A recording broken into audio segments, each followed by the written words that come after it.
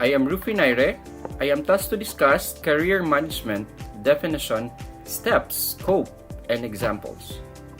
Career management is the intentional, lifelong process of planning, guiding, and adapting an individual's career path to align with personal goals, values, market opportunity. It also involves self-assessment, skills development, strategic decision-making, and continuous evaluation to achieve professional fulfillment and growth. 7 steps and stages of career management. Number 1, self-assessment. Self-assessment identify strength, our weaknesses, interests, our values, and our personality traits. The tools that can we use in identifying and assessing ourselves would be a SWOT analysis, the Myers-Briggs type of indicator, the MBTI, the Holland-Raisik model. Example, a marketing professional realized that they value creativity over routine tasks, promoting a shift to graphic design role. Number 2, career exploration.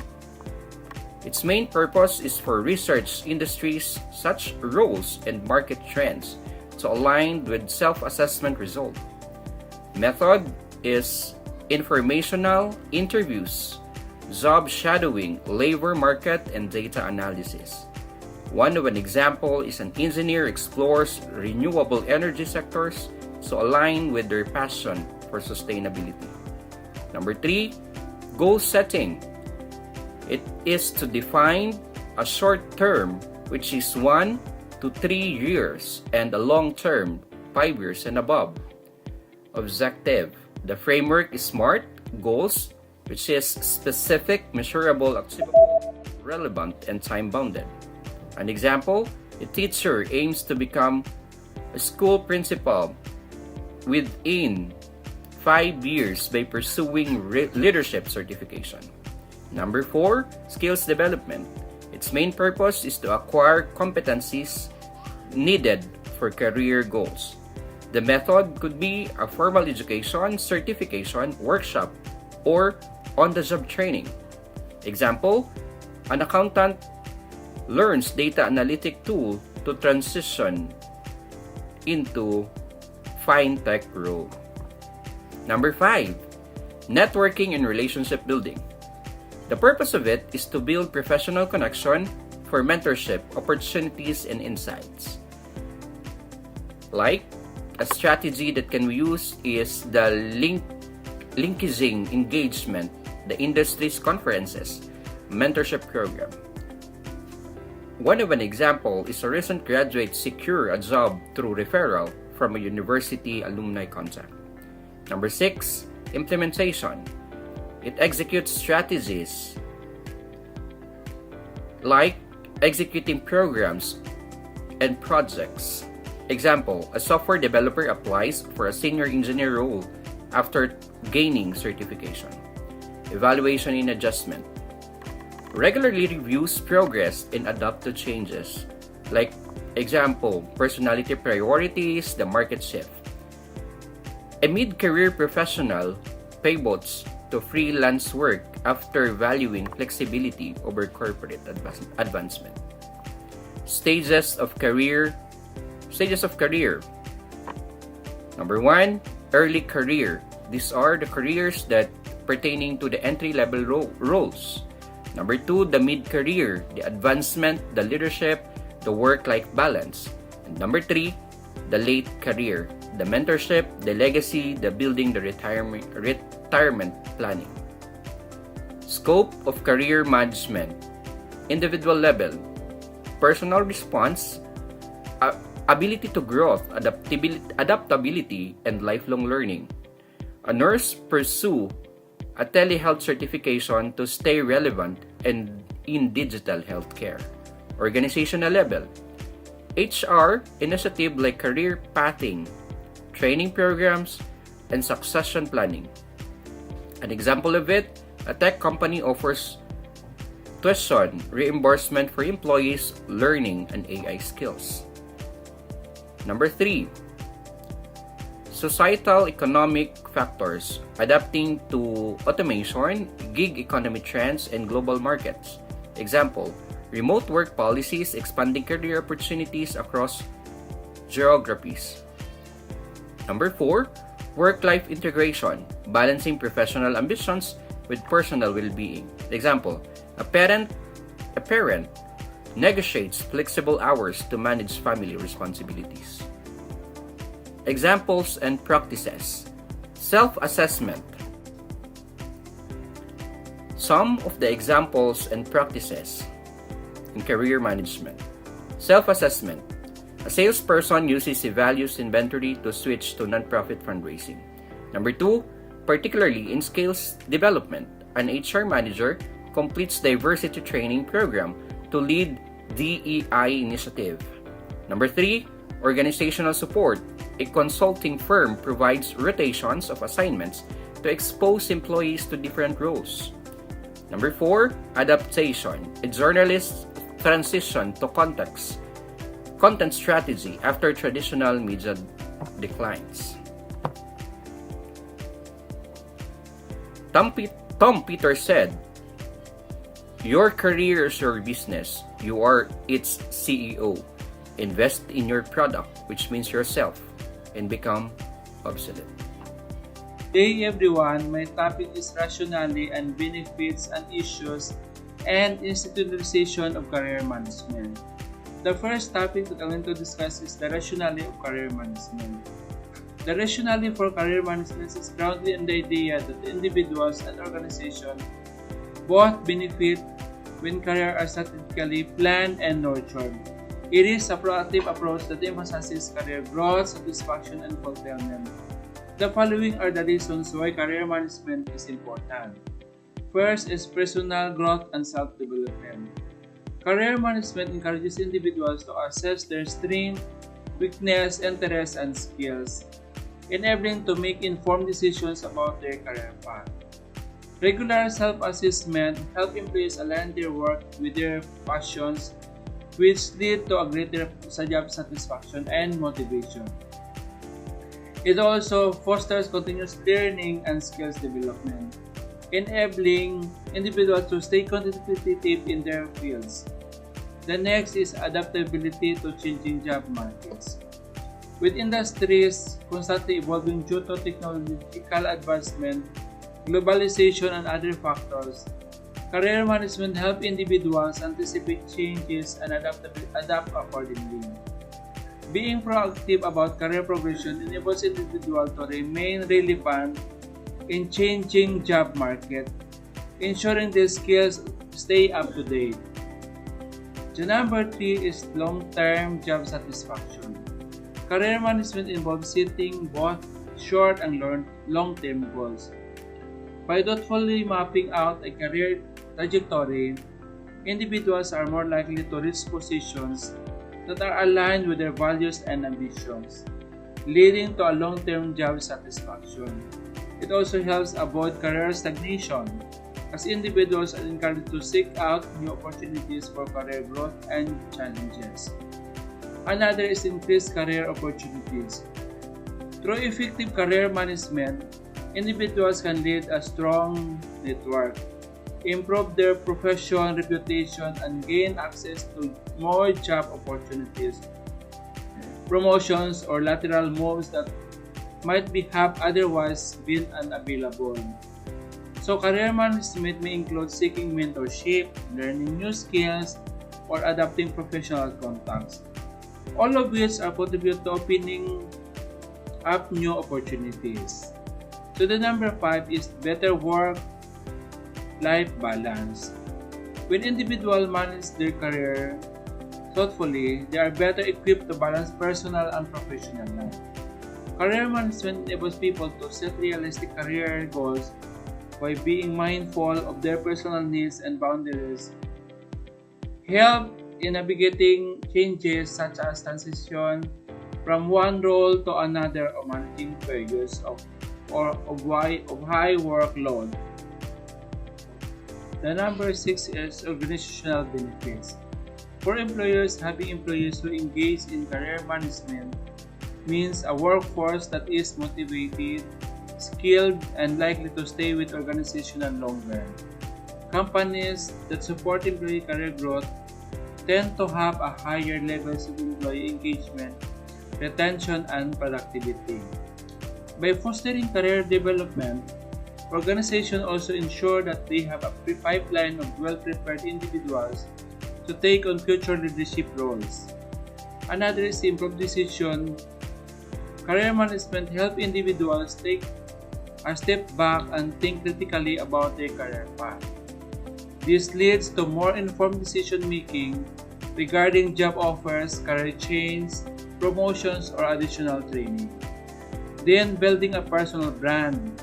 Managing your career also involves creating a personal brand by consistently working on skills, reputation, and visibility in your field. You create a strong personal brand that can help you attract career opportunities. Another is mitigating career risk. Planning your career is effectively helps mitigate potential risks such as burnout, underemployment, or career misalignment. Individuals who are in tune with their career trajectory can take steps to avoid common pitfalls and ensure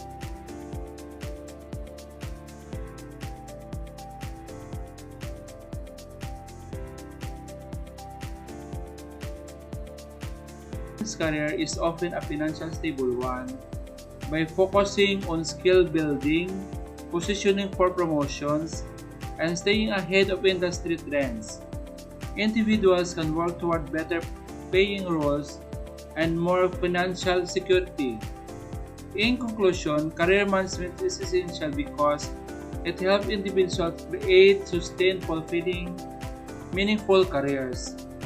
It is not only by achieving personal goals, but also about contributing positively to an organization and navigating an ever-changing job market.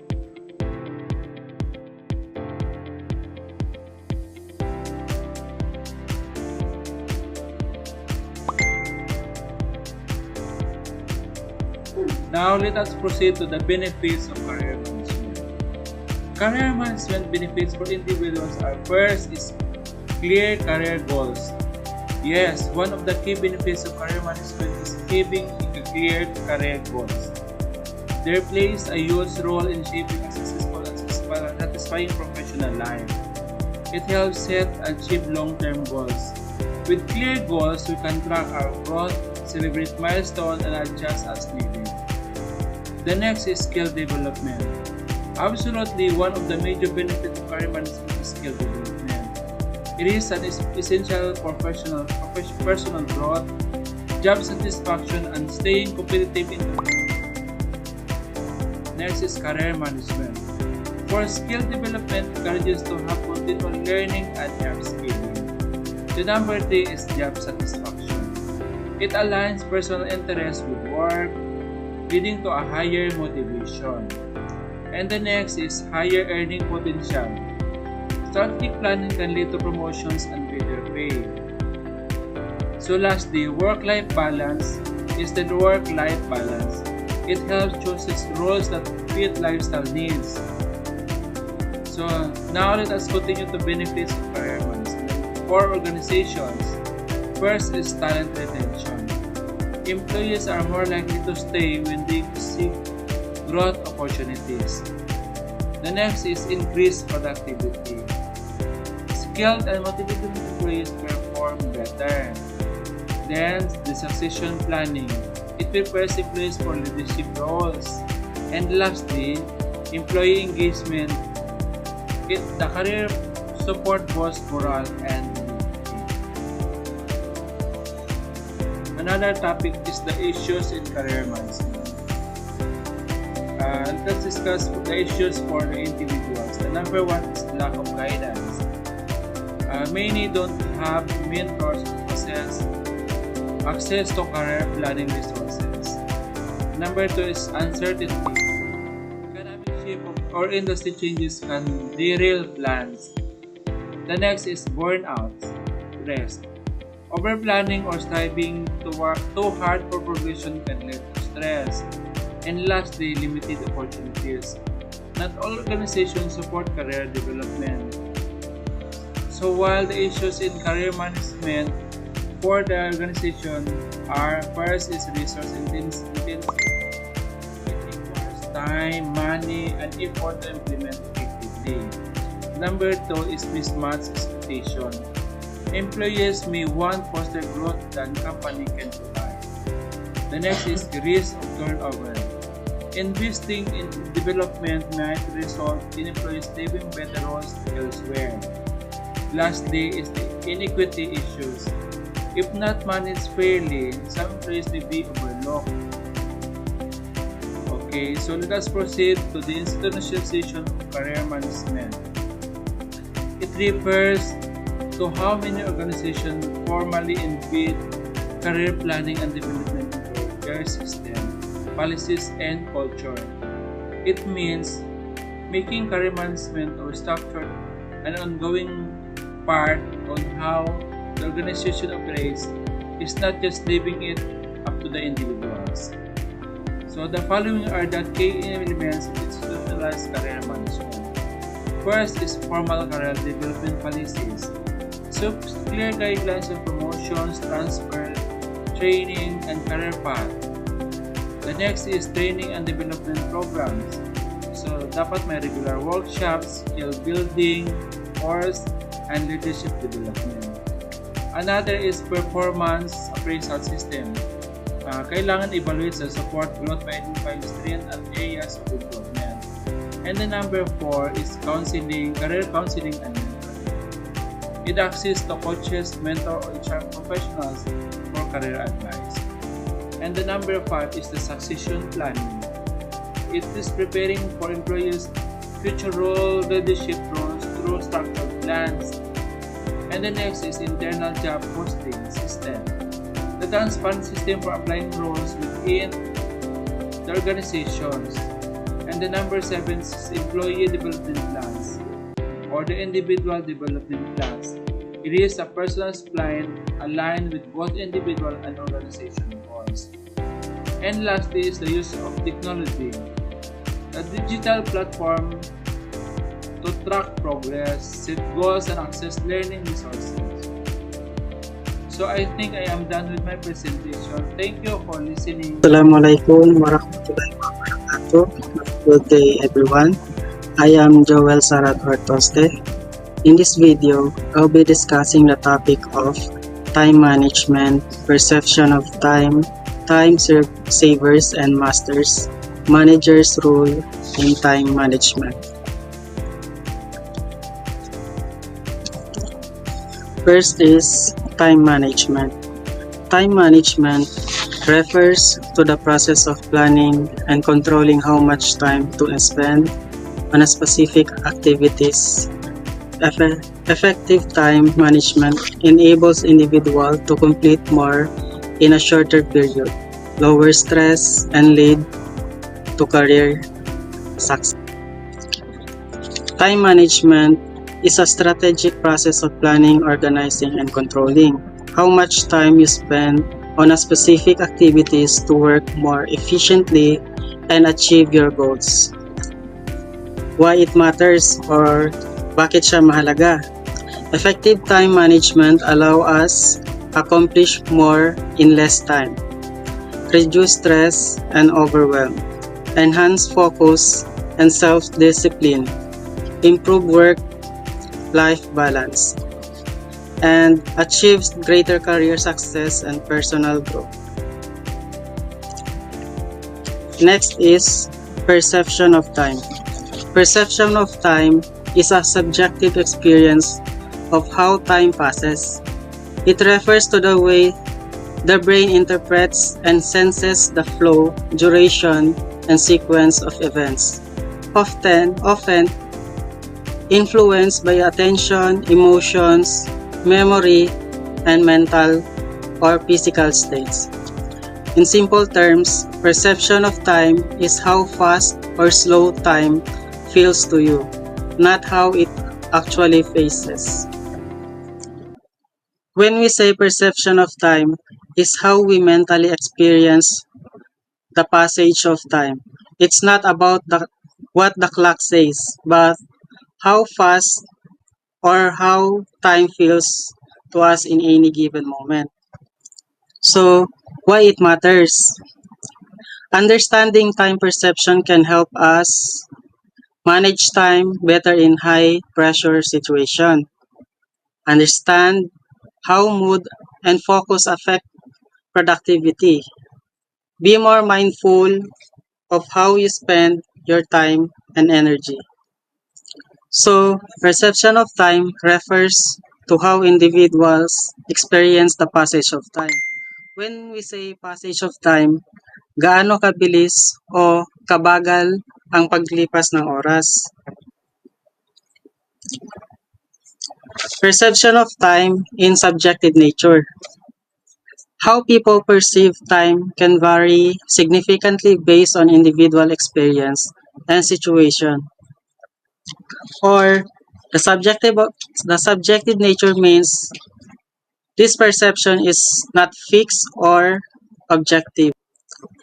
It across people and situation. For example, 10 minutes feels short during a fun game but long while waiting at the doctor's office. Perception of time in cultural differences. Different cultures have varied perceptions of time. Some cultures view time as linear with strict schedule or monochromic, while others see it as more flexible and cyclical or polychronic.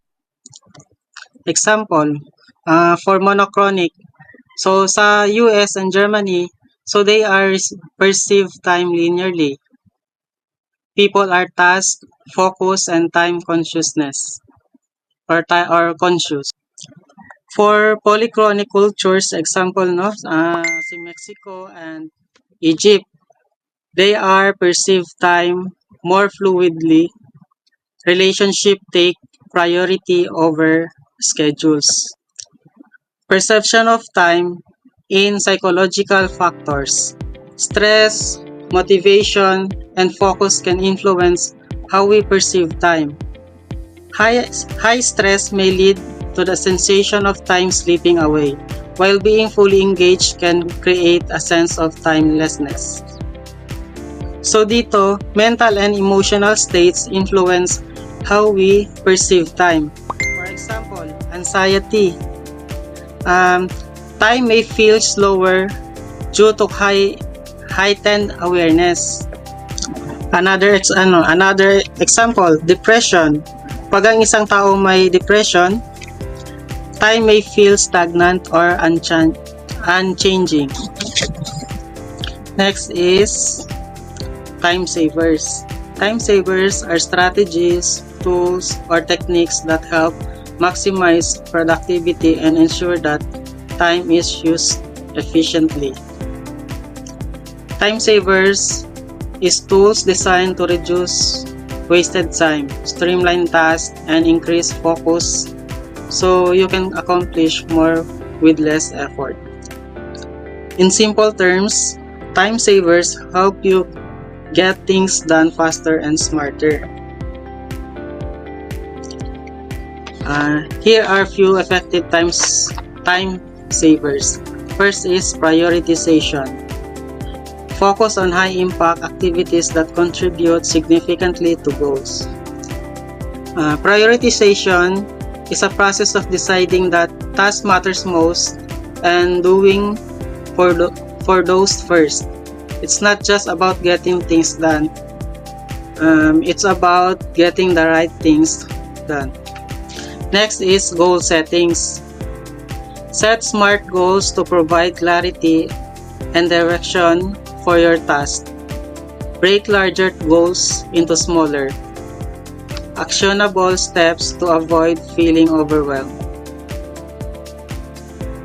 Next is time blocking.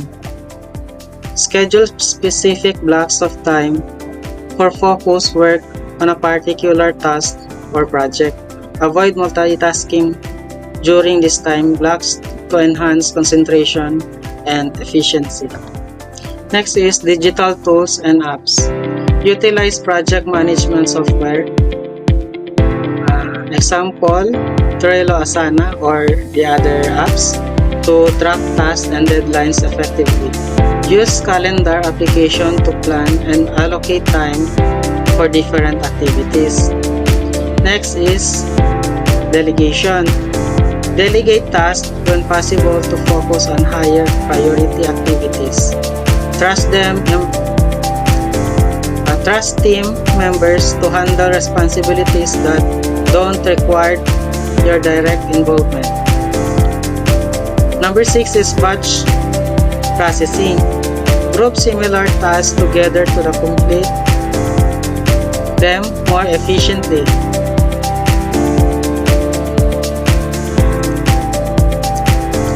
That includes my report. Thank you for your attention. Next is time savers.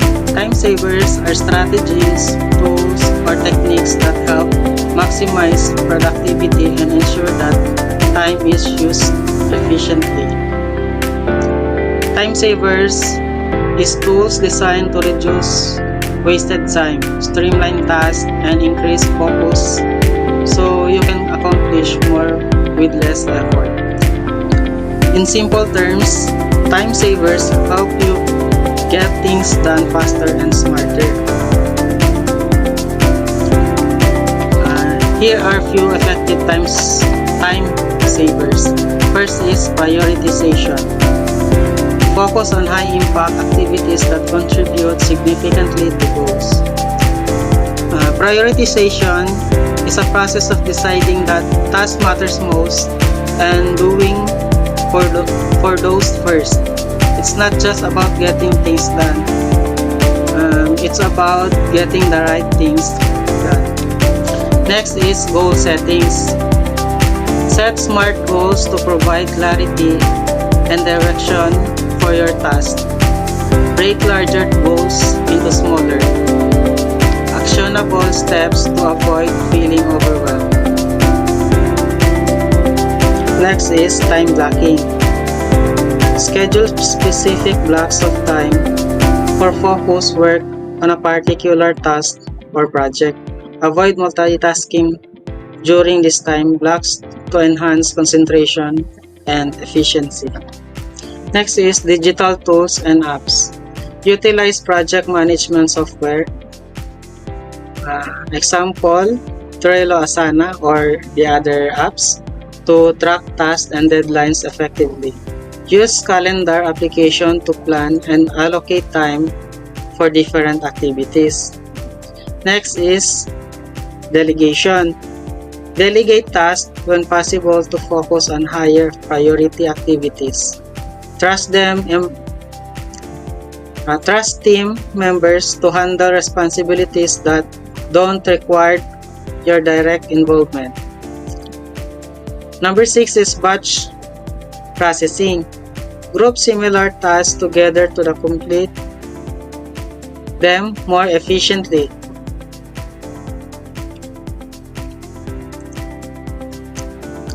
That includes my report. Thank you for your attention. Good day everyone. I am Aiza Itampal and I will present the Time Management Masters and Management Rule in Time Management. So first, I will discuss the Time Management Masters. So Time Management Masters is the individual who excel in managing their time efficiently. So ito ay tumutukoy sa mga tao na mahusay sa pagpaplano at paggamit ng kanilang oras upang maging mas produktibo at epektibo. Ang kanilang kasanayan ay nakakatulong upang makamit ang mga layunin, maiwasan ang pag-aksaya ng oras at mapanatili ang balanse sa pagitan ng trabaho at personal na buhay. So ito ay maaaring tawaging mga magagaling sa paghawak ng oras o mga eksperto sa pamamahala ng oras. Sila din ay nag-aaral at nagsasanay kung paano magtakda ng mga prioridad, magpagplano ng araw-araw na gawain at magamit ng maayos ang bawat sandali upang mapabuti ang kanilang produktibidad at kanilang buhay. Nakasaad din dito na may 4 na karakteristik at techniques. So una Ito yung planning and organization. The second is the self-discipline. Pangatlo is the reflective practices. And ang pang-apat is the focus on results. The first characteristic and techniques is the planning and organization. Create daily, weekly, or monthly plans to organize responsibilities and set timelines.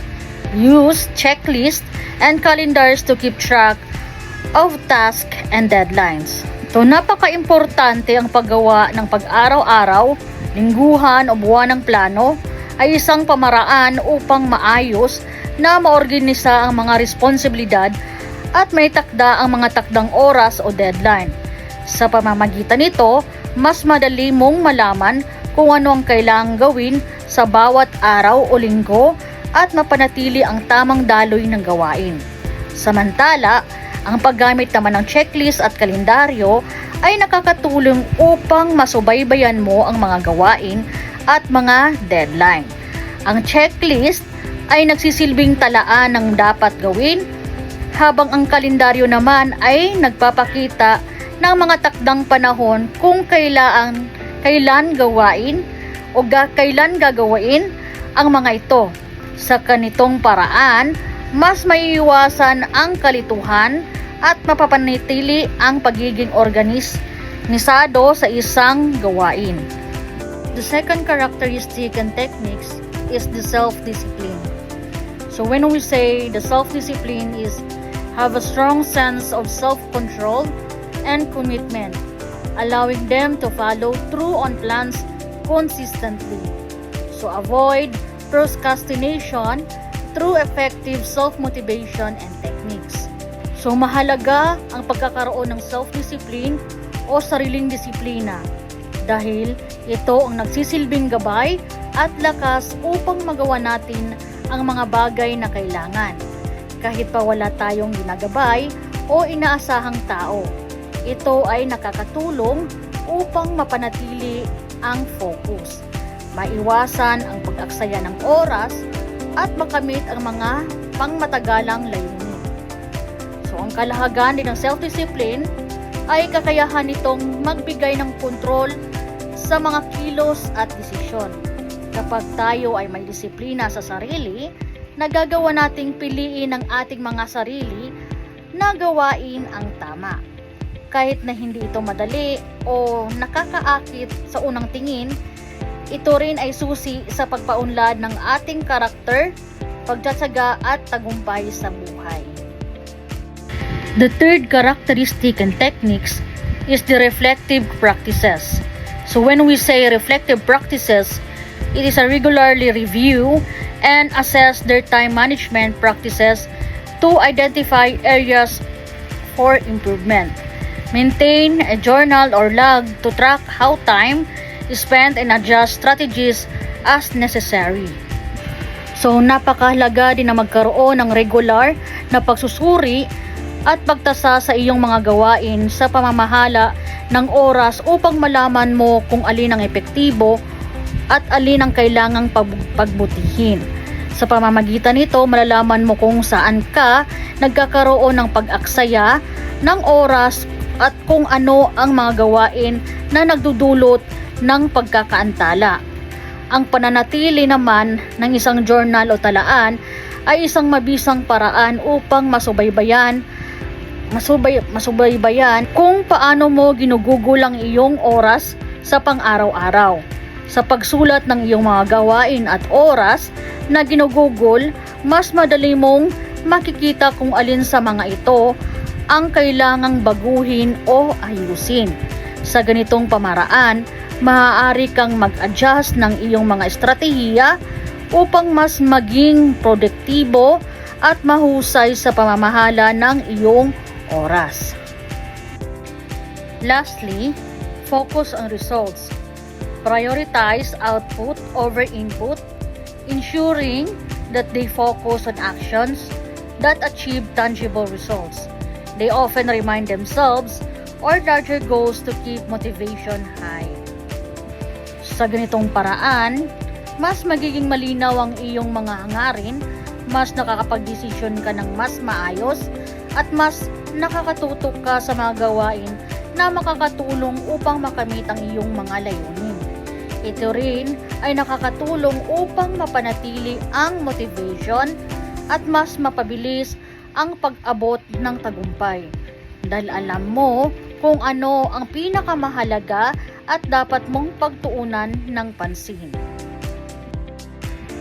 Let's proceed to management rule in time management.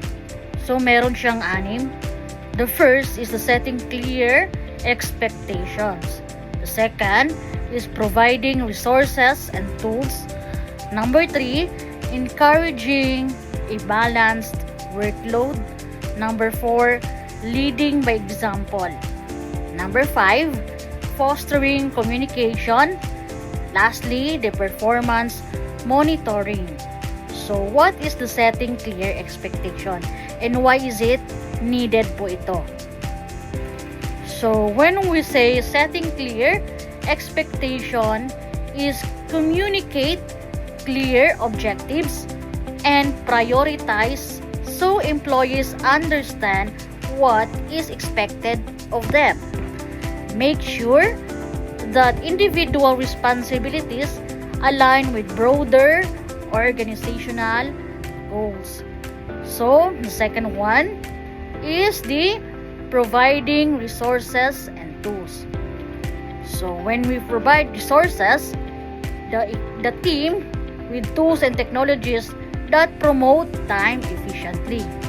Then, offer training on time management techniques and best practices. So, number 3, encouraging a balanced workload.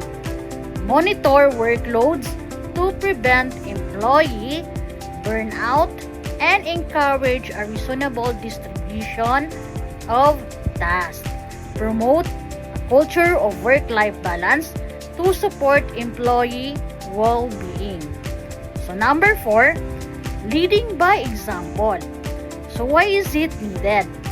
Bakit ito kailangan? Because it demonstrates effective time management practices in their actions and decisions. Show how to prioritize tasks effectively and deal with time constraints. So number 5, fostering communication. So very important, the clear communication in management role because it encourages open communication about time management challenges and strategies among team members. Second is create an environment where team members can share tips and support one another in managing time efficiently. So lastly, the performance monitoring. Regularly review progress and productivity, providing feedback and guide us on time management. Recognize effective time management and reward employees who manage their time well.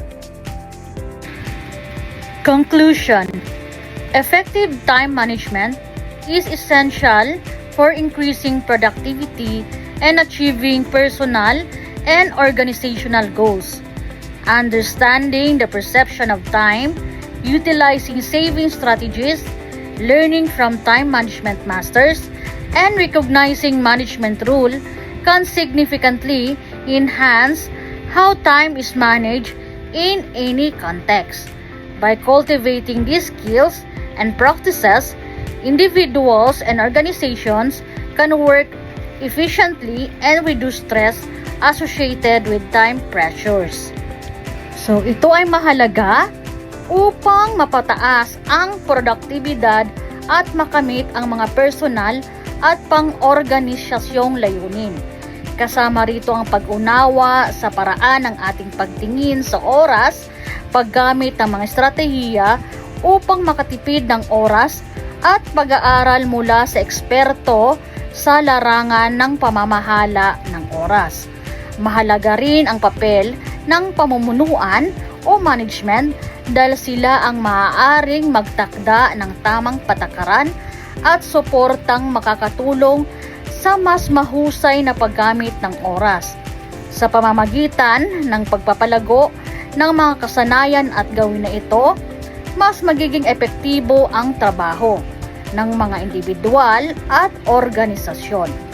Nababawasan ang stress na dulot ng sobrang pagdidiin sa oras at mas nakakamit ang mga layunin ng mas mabilis at maayos. So, yan lang mga aking report and thank you so much. Assalamualaikum everyone. I am Faida Ilyas and I'm gonna tackle about stress management. Stress management involves a set of techniques and psychotherapeutic methods aimed at controlling a person's level of stress, usually for a purpose of improving everyday functioning. It is important not only for professional success but also for personal well-being and health. But before that, what is stress? Stress is a psychological and physiological response to demanding situation or perceived threats. It is the body way of reacting to challenges, whether they are physical like injury or mental like work pressures. There are types of stress. Acute stress is a short-term stress that arises from immediate demands or worries. It can be stimulating and manageable. For an example, stuck in traffic, being late, losing of cell phones, and that's considered acute stress. The second one is chronic stress. Long-term stress resulting from persistent problem or challenges. It can lead to significant health issues if not manageable properly. For example, providing care for someone with a chronic illness or disability can be a major source of chronic stress. And the next type of stress is the eustress. Positive stress that can motivate and energize a person. For example, preparing for a wedding. You're gonna feel stressed for preparing for the thing that you need, but at the same time you'll be excited because you're going to marry someone that you love. Okay, the next one is the stress. Negative stress that causes anxiety, affecting emotional and physical health. For example, relationship breakdown, divorce, or separations can lead to significant emotional distress and financial strain. Another example is job loss can create financial insecurity and psychological distress. So what will gonna happen in our body when we feel stress? The body release hormones such as adrenaline and cortisol in response to stress, initiating the fight or flight response, which increase heart rate, blood pressure, and energy levels. Stressful occupations. Certain occupations are known to be more stressful than others due to their natures, responsibilities, and environment. Common stressful occupations include healthcare professionals. They are doctors, nurses, and paramedics often face high-pressure situations, long hours, and emotional strain from patients' care. The second one is the first responders. Police officers, firefighters, and emergency medical technicians deal with life-threatening situations and trauma. The third one is the teachers. Educators manage classroom dynamics, high standards for education performance, and emotional labor while supporting students. Corporate executives. High-level managers and executives face significant pressures related to decision-making, financial results, and managing teams. The fifth one is the air traffic controllers, accountable for the safety of numerous flights in busy airspace. Their work is high stakes and time sensitive. The last one is the social workers, often involve working with vulnerable populations and dealing with complex emotion situations leading to significant stress. Assalamualaikum. I'm Farhana Ilyas and my topic is about sources of stress and implication of stress. First, sources of stress is work-related factors, personal factors, environmental factors, and psychological factors. The work-related factors is heavy workloads and long hours.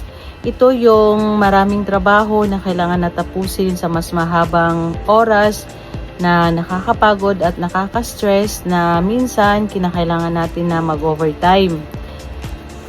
And the second is job insecurity or layoffs. Ito yung kakulangan sa seguridad sa trabaho o posibilidad na mapaalis. Minsan sa hindi natin katiyakan kung mananatili sa trabaho na nakakaapekto sa ating emosyon at isip na minsan sa takot na mapaalis sa trabaho o nagdudulot ng malaking stress sa atin. The third is conflicts with colleagues and management. Ito yung alitan, sigawan sa mga kasamahan o sa ating management. Ito yung hindi magandang pakikitungo o alitan sa mga katrabaho o sa mas nakakataas sa atin. At ito rin ay nagpapaapekto sa ating mood o nagdudulot ng malaking tensyon. Fourth is lack of autonomy and unclear expectation. Kakulangan sa kalayaan sa paggawa sa ating mga trabaho na hindi malinaw na mga inaasahan. Ito yung kapag hindi ka nabibigyan ng sapat na kakayanan sa paggawa sa iyong trabaho o hindi malinaw na inaasahan sa iyo na nagdudulot sa iyong kalituhan at pagka-stress. Fifth one is high stakes and performance demands. Ito yung mataas na antas na panganib at mataas na pamantayan sa pagganap. Ito yung kapag sobrang taas ang mga inaasahan sa iyo sa iyong trabaho o mas malaking responsibilidad na nagkakaroon ng pressure at minsan ay maaaring magdulot ng pagod at pagkabalisa. Second is personal factor. Personal factor is the family responsibilities and child care, financial problem and debates, relationship and social pressures, healthcare and personal or family. The family responsibility and child care is mga responsibilidad sa pamilya at pag-aalaga sa mga anak. Ito yung responsibilidad sa pamilya, gaya ng pag-aalaga sa mga anak o magulang o mas nakakatanda na minsan na nagkakaroon ng pagod at pressure sa atin at maaaring magdulot ng stress dahil kailangan na pagsabayin ang personal na buhay sa trabaho. And the financial problem is ito yung mga problema sa pinansyal o utang. Kawalan ng sapat na pera, pagkakautang o kawalang seguridad sa pinansyal na malaking dahilan ng pag-aalala at stress. Nakakabahala o hindi nagkakaroon ng sapat na pondo para sa pang-araw-araw na gastusin. The third is relationship and social pressures. Ito yung mga relasyon o panlipunan presyon. Ang mga problema sa pamilya, kaibigan o partner na minsan parati rin sa presyon mula sa lipunan o mga inaasahan ng iba na nagdudulot ng emosyonal na paghihirap. And the last one is health concern, mga alalahanin sa kalusugan o sa pamilya. And then kapag may sakit sa sarili o mahal sa buhay na nagkakaroon ng takot na sa pag-aalala tungkol sa kalusugan.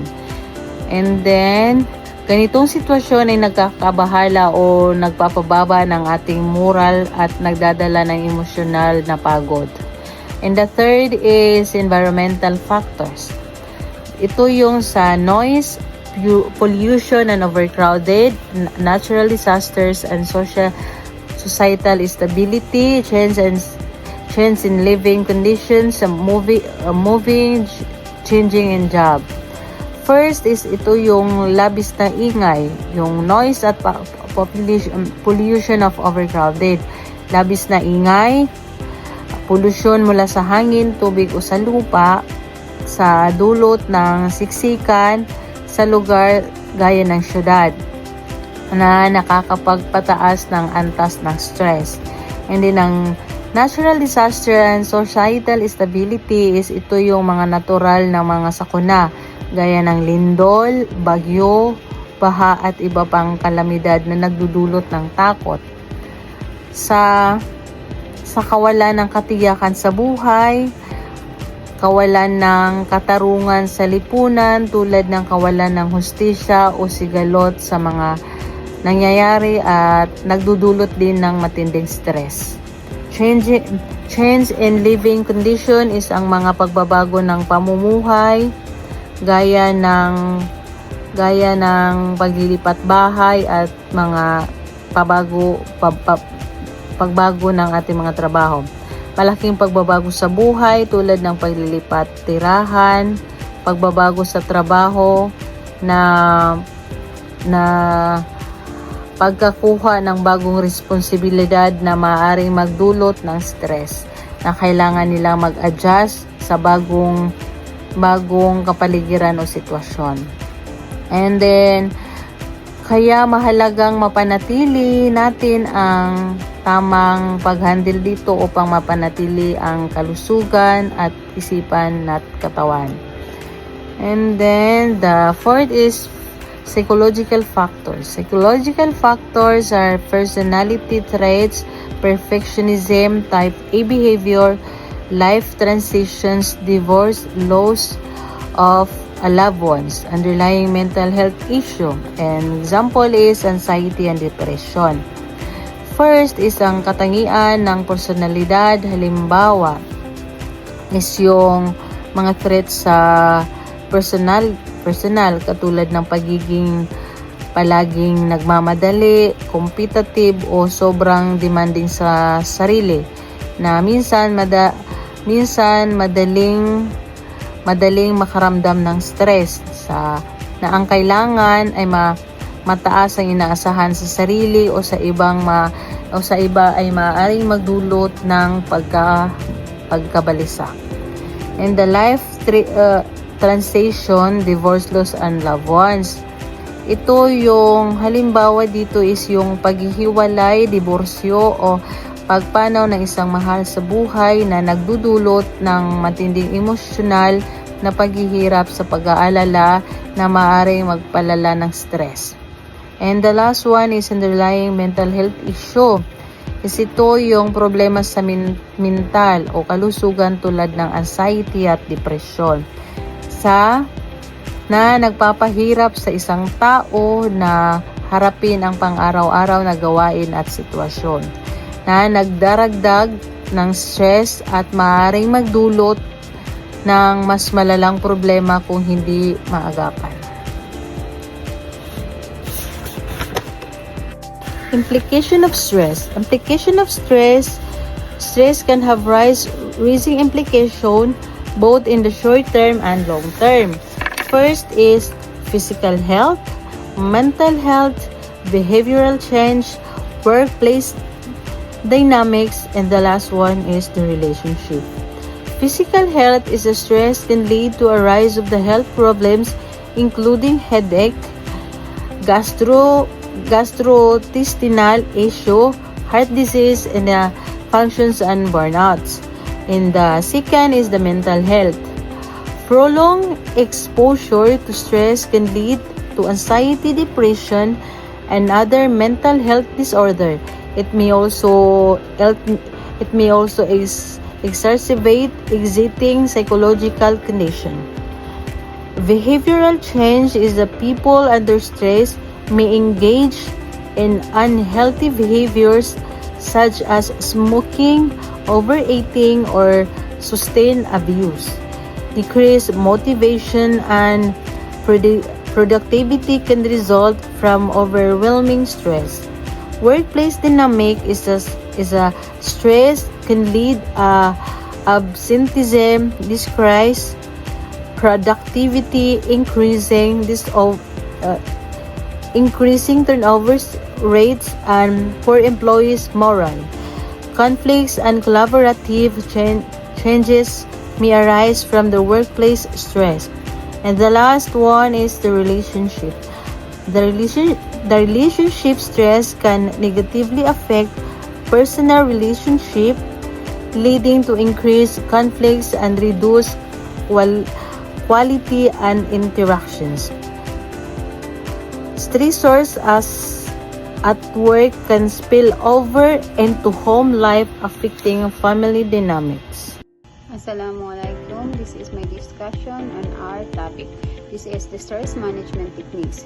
This is to mitigate the effect of stress. Individual can employ a variety of stress management techniques. So the first is the relaxation techniques.